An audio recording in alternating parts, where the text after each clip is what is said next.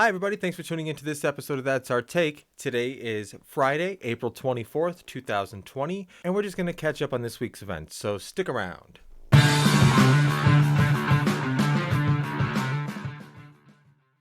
Earlier this week, we discussed the PPP, or the Paycheck Protection Program, which was intended for small businesses to help cover their employees' payrolls. Naturally, several major publicly traded corporations applied for the loans, received the loans, and got some heat for it. Several of the larger corporations, mostly restaurants, received the funds, and then after a really quick and loud backlash, they returned them. A couple of those restaurants were Shake Shack, Ruth Chris Steakhouse, and Potbelly's. Yesterday, April 23rd, was a pretty big day. The House of Representatives yesterday passed a bill for $484 billion to basically replenish the PPP and allow a little bit more money for hospitals and coronavirus testing. This is in addition to the already over $370 billion allotted specifically for small businesses to help keep their employees' payrolls coming in. Still, a total of almost $900 billion, with $500 billion separately being allotted for large corporation bailouts.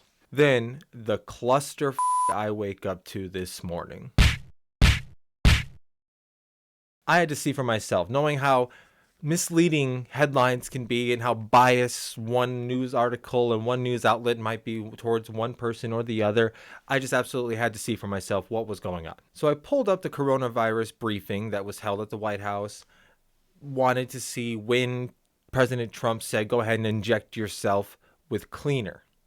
It starts with the president and vice president babbling on about some stuff, and then goes into news about the coronavirus. It starts out with Bill Bryan, who leads the Science and Technology Directorate over at the Homeland Security, and he goes on into detail discussing the tests and results that they've come in so far. Finally, some news. But no, that wouldn't further spread the divide between the left and right-leaning Americans. It would accidentally educate and inform the people of the truth about the virus.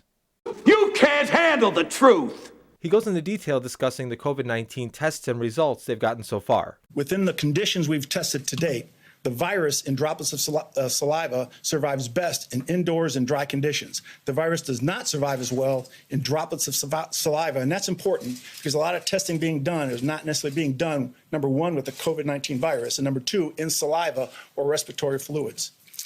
And thirdly, the virus dies the quickest in the presence of direct sunlight under these conditions. He discusses how increasing the temperature and humidity of contaminated areas can help reduce and kill the virus. Moving activities outdoors into the sunlight will also help reduce the spread, and use of commonly available products such as bleach and isopropyl alcohol.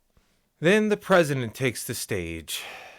To ensure the American people that he's still the one calling the shots, President Trump took the stage and basically just half-assed recited everything Bill Bryan just said, sounding more like a high schooler who didn't do what they were supposed to do for the group project. Now, a lot of our media outlets are screaming from every rooftop, basically just saying that the president is calling for every American to start injecting themselves with Lysol. That's not the case. Do not do that.